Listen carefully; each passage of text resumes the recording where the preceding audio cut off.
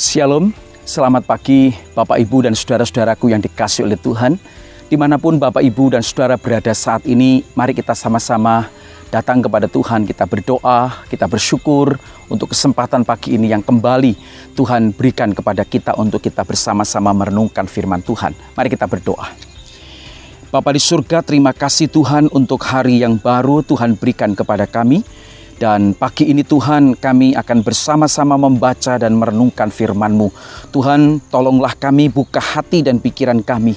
Berikan kami tuntunan dan hikmat-Mu supaya kami dapat mengerti dan memahami firman-Mu. Roh Kudus, bantulah dan tolonglah kami supaya melalui kebenaran firman-Mu hari ini kami boleh kembali diajar untuk kami hidup bersama dan memuliakan nama Tuhan. Terpujilah nama-Mu, di dalam nama Yesus kami berdoa. Amin. Saudara yang dikasihi oleh Tuhan, hari ini saya ingin mengajak Bapak Ibu untuk membaca satu kebenaran firman Tuhan di dalam Injil Markus pasal yang ke-9 ayat 33 sampai dengan ayat yang ke-37. Injil Markus pasal 9 ayat 33 sampai dengan 37. Tema kita hari ini adalah siapa yang terbesar. Saudara, mungkin kita pernah bertemu dengan orang-orang yang berambisi untuk menjadi yang terbaik, terbesar, nomor satu. Dan mungkin kita juga pernah bertemu dengan orang-orang yang haus untuk kedudukan, dan itu semua kadangkala membuat kita tidak nyaman. Saudara dikasih oleh Tuhan, hari ini saya ingin mengajak saudara untuk merenungkan hal ini. Siapa yang terbesar? Nah saudara, mari kita memperhatikan Injil Markus pasal 9 ayat 33 sampai dengan ayat yang ke-37. Saya akan membaca untuk saudara semuanya. Kemudian tibalah Yesus dan murid-muridnya di Kapernaum. Ketika Yesus sudah di rumah, ia bertanya kepada murid-muridnya, "Apa yang kamu perbincangkan tadi di tengah jalan?" Tetapi mereka diam, sebab di tengah jalan tadi mereka mempertengkarkan siapa yang terbesar di antara mereka. Lalu Yesus duduk dan memanggil ke-12 murid itu, katanya kepada mereka, "Jika seseorang ingin menjadi yang terdahulu, hendaklah ia menjadi yang terakhir dari semuanya dan pelayan dari semuanya." Maka Yesus mengambil seorang anak kecil dan menempatkannya di tengah-tengah mereka. Kemudian ia memeluk anak itu dan berkata kepada mereka, "Barang siapa menyambut seorang anak seperti ini dalam namaku, ia menyambut aku. Dan barang siapa menyambut aku, bukan aku yang disambutnya, tetapi dia yang mengutus aku." Saudara dikasih oleh Tuhan, Kapernaum boleh dikatakan adalah markas pelayanan Yesus. Di Kapernaum itu, saudara, menurut Matius 4 ayat 13, Yesus diam di Kapernaum, di tepi danau di daerah Zebulon dan Naftali. Saudara, ketika Tuhan Yesus berjalan bersama dengan murid-muridnya menuju ke Kapernaum, di tengah jalan, saudara, ternyata para murid sambil ngobrol, bahkan obrolan itu sampai menjurus kepada perdebatan, sampai Alkitab katakan ada pertengkaran di antara mereka. Nah saudara, maka setelah sampai di rumah di Kapernaum, Yesus kemudian bertanya kepada para murid, "Apa yang kamu perbincangkan tadi di tengah jalan? Apa yang kamu perbincangkan tadi waktu kita berjalan bersama-sama?" Saudara dikasih oleh Tuhan, sebenarnya Yesus sangat mengerti. Yesus tahu apa yang sedang mereka perbincangkan, apa yang sedang mereka perdebatkan, apa yang sedang mereka pertengkarkan di dalam perjalanan mereka menuju Kapernaum itu. Tetapi Yesus ketika bertanya kepada para murid, bukan berarti Yesus tidak tahu. Yesus tahu semuanya. Tetapi Yesus ingin mengetahui langsung dari mulut mereka apa yang sedang mereka percakapkan, perbincangkan, atau pertengkarkan di dalam perjalanan tadi. Saudara, seringkali kalau kita sedang berjalan berombongan, berdua, bertiga, berempat, berlima, berenam, atau berlebih, kita sering ngobrol, saudara. Obrolan kita sekarang kadang-kadang kita ngobrol hal-hal yang menjurus kepada perdebatan. Nah, itulah yang terjadi di antara para murid yang sedang berjalan menuju ke Kapernaum. Tetapi saudara, ketika Tuhan Yesus bertanya kepada mereka, dan di dalam sebuah tafsiran mengatakan, ya Yesus ini bertanya, ini memakai bentuk waktu imperfect. Jadi saudara, bisa diartikan Ini menunjukkan bahwa Yesus terus-menerus menanyai para murid mengenai pembicaraan di jalan tadi. Yesus bertanya dan bertanya. Tetapi apa yang dilakukan oleh para murid? Para murid dikatakan di dalam ayat yang ke-34, tetapi mereka diam. Mereka terus diam. Yesus bertanya, mereka diam. Yesus bertanya lagi, mereka diam. Nah, saudara sekalian yang dikasih oleh Tuhan, diam kadangkala kita menganggap diam itu emas. Tetapi sesungguhnya tidak selamanya diam itu adalah emas. Karena terseringkali dengan diam itu kadangkala menunjukkan dirinya salah, dirinya malu, ya, dirinya juga berusaha untuk menutupi kesalahannya.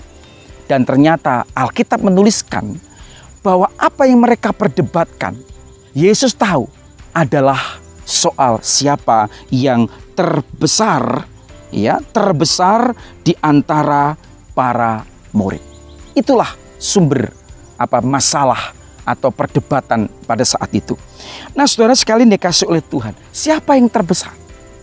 Saudara, Yesus tahu itu menjadi satu sumber masalah yang kalau tidak diselesaikan akan menjadi masalah yang berat, masalah yang besar, memperpecah dari kesatuan para murid yang ada.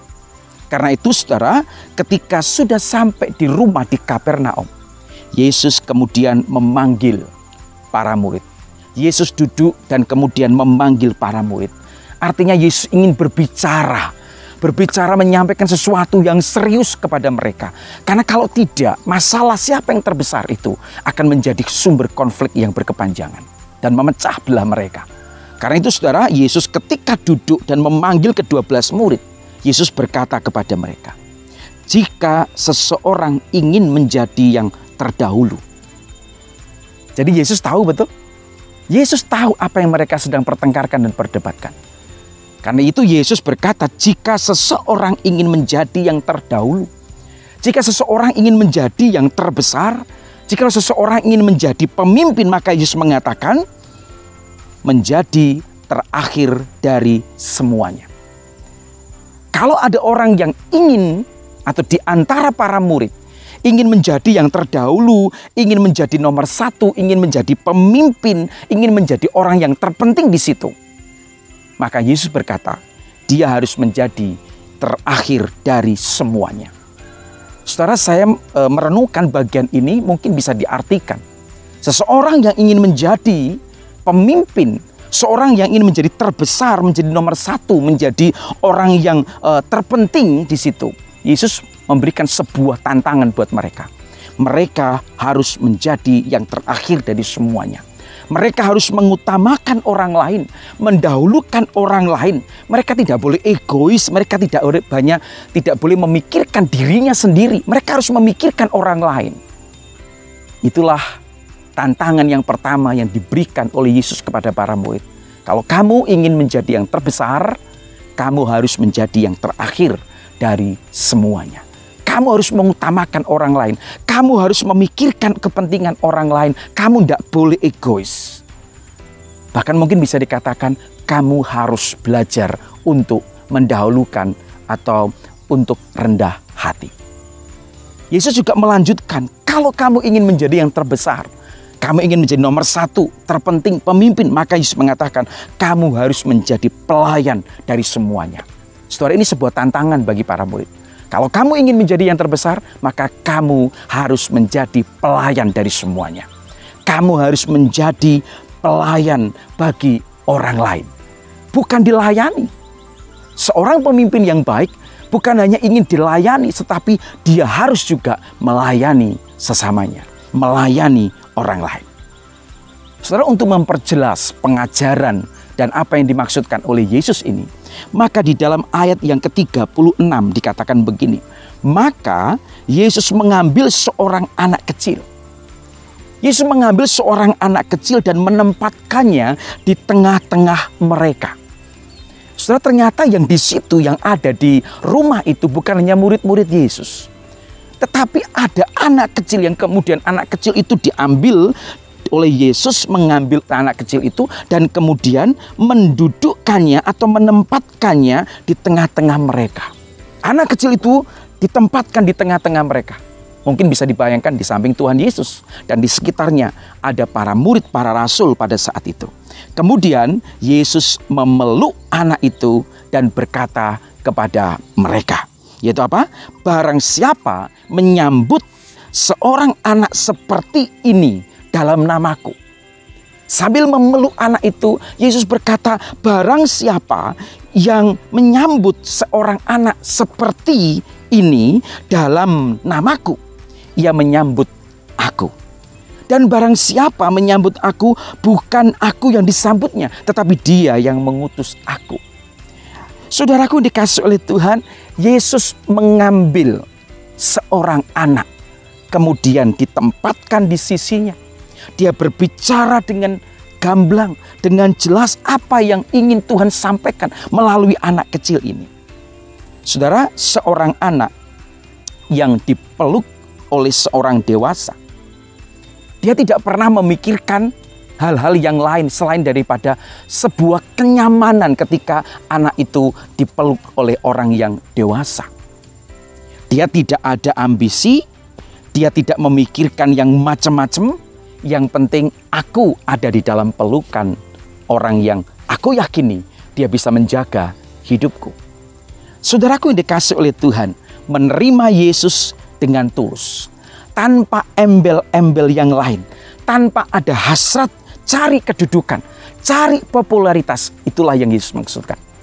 Ya, mengikut Yesus jangan sampai ada embel-embel, aku akan menjadi terkenal, aku ingin menjadi seorang pemimpin, aku ingin menjadi seorang yang terpenting, aku akan menjadi seorang yang terbesar di antara semuanya. Tuhan tidak menghendaki kita punya ambisi-ambisi yang seperti itu, saudara.